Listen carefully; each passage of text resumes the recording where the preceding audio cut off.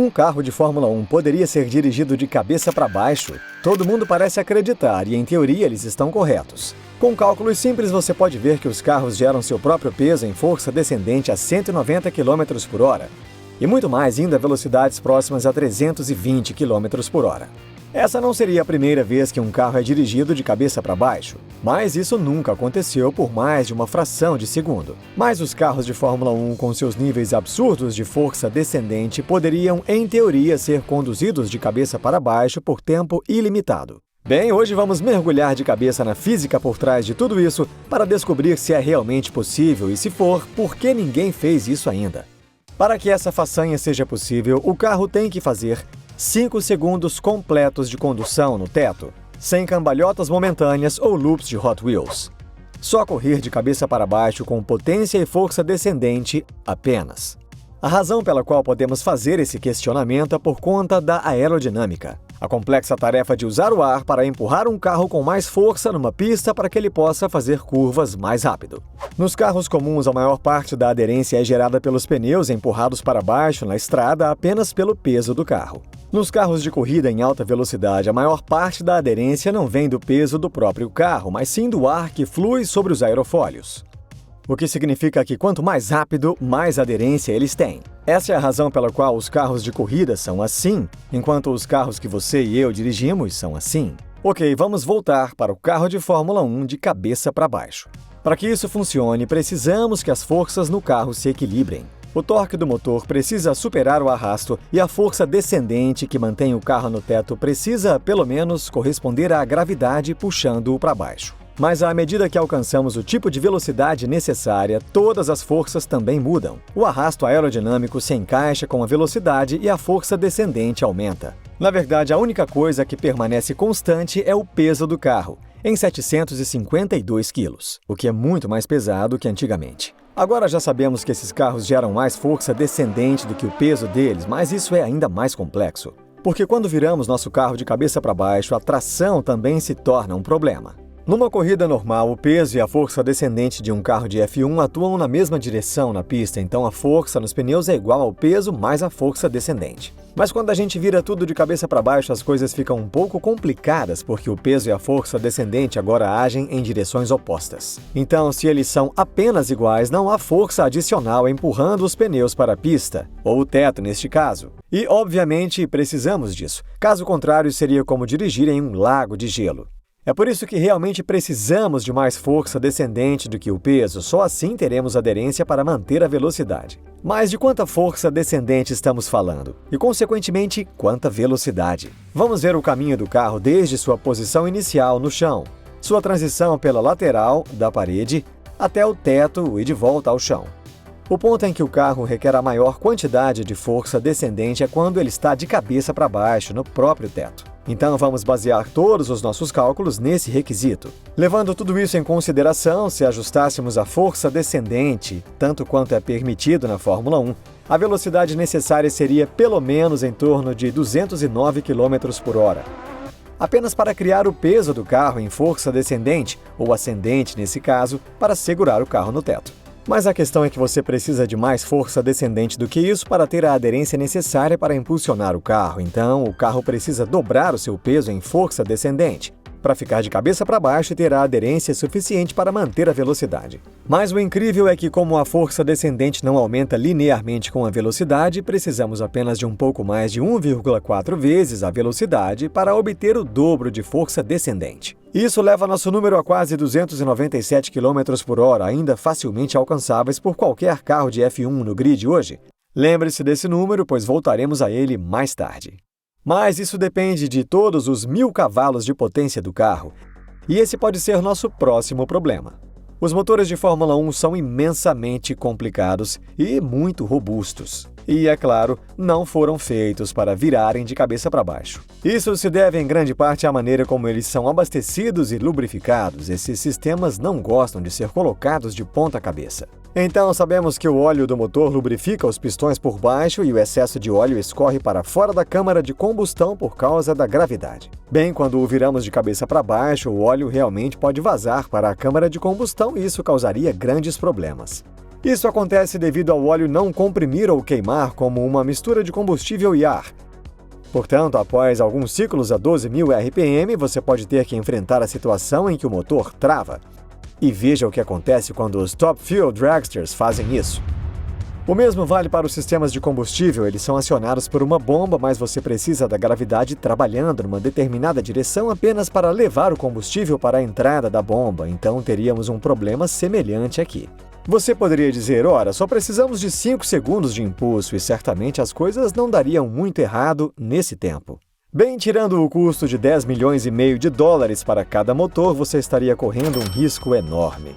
Qualquer queda na potência causada por possíveis problemas com combustível e óleo entrando na câmara de combustão reduziria a velocidade. Depois, a força descendente e a aderência. Um acidente tão chocante que eu não consigo nem pensar. Então, o que fazemos com o motor quando ele estiver de cabeça para baixo? Bem, esse problema já foi resolvido por aeronaves acrobatas, que são capazes de voar em várias orientações. Elas fazem isso usando 2 conjuntos separados de tanques, cada um, 2 para combustível e 2 para óleo. Um conjunto desses voa na direção certa e o outro na direção errada. O problema com um sistema como esse é que o desempenho da aeronave é severamente limitado quando não está voando paralelo ao solo, e, portanto, só pode inverter em rajadas curtas.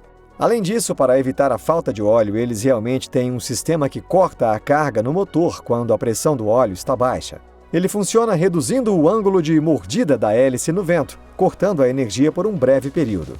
Mas se um avião sofre uma queda momentânea no empuxo, as asas ainda produzem sustentação, mantendo o avião no ar.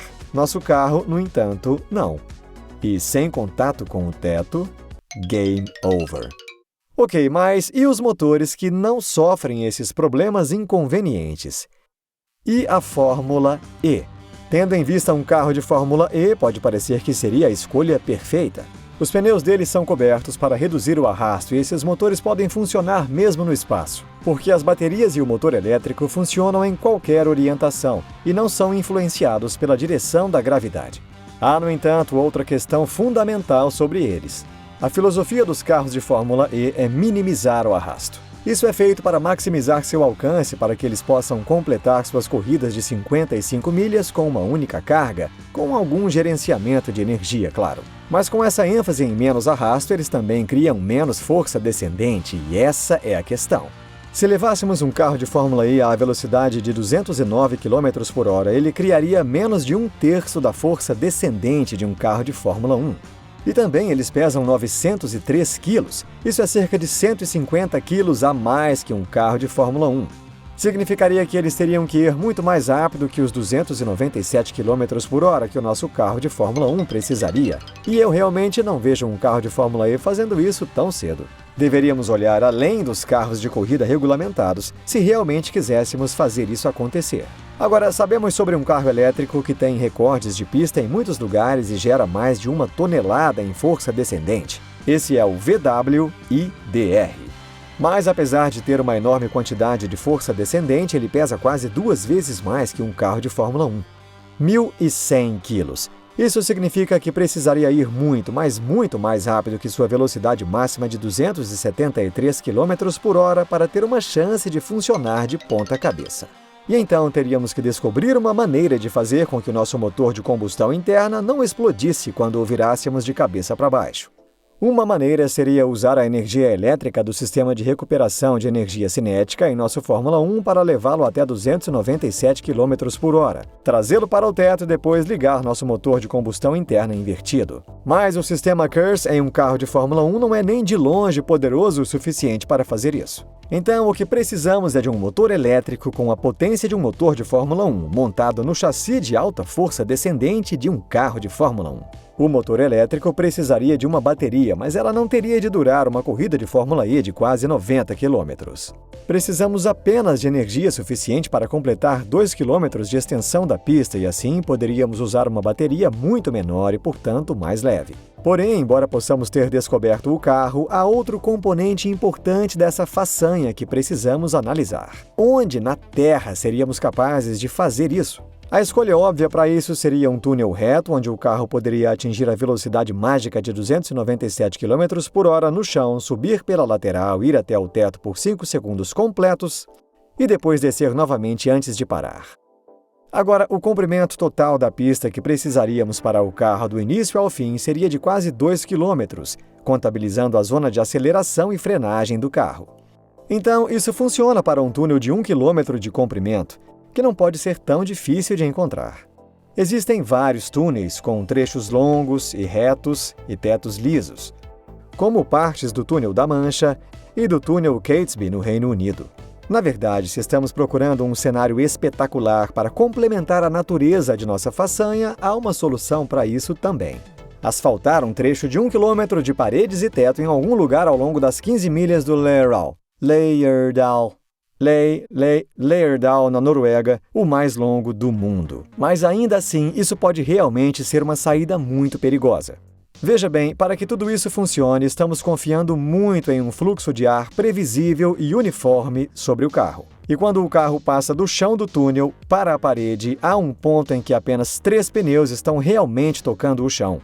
Isso essencialmente aumenta a altura do passeio e elimina toda a força descendente gerada pelo piso do carro, o que pode ser até 60% da força descendente total do carro. Isso também pode transformar o piso do carro em uma espécie de vela, empurrando ainda mais o carro para levantar voo. Já vimos isso algumas vezes na NASCAR e parece bastante aterrorizante. Por causa disso, para que funcione, iremos precisar que nosso túnel tenha apenas 1 km de comprimento, mas precisa ter pelo menos 20 metros de altura, com transição perfeita do chão para a parede e depois para o teto, para que tudo funcione. E, bem, não há muitos desses no mundo. Então, basicamente, você precisaria construir um túnel você mesmo, e se você acha que custaria muito caro, você está absolutamente certo. Só seria viável se você tivesse muito dinheiro e realmente quisesse fazer isso acontecer. Então, resumindo, poderia um carro de Fórmula 1 ou mesmo um carro atual de Fórmula E realmente ser conduzido de cabeça para baixo? Bem, não. Mas um carro de Fórmula 1 equipado com motor elétrico poderia fazer isso? Bem, sim, mas certamente custaria uma fortuna enorme. Muito obrigado por assistir esse vídeo e eu encontro você no próximo.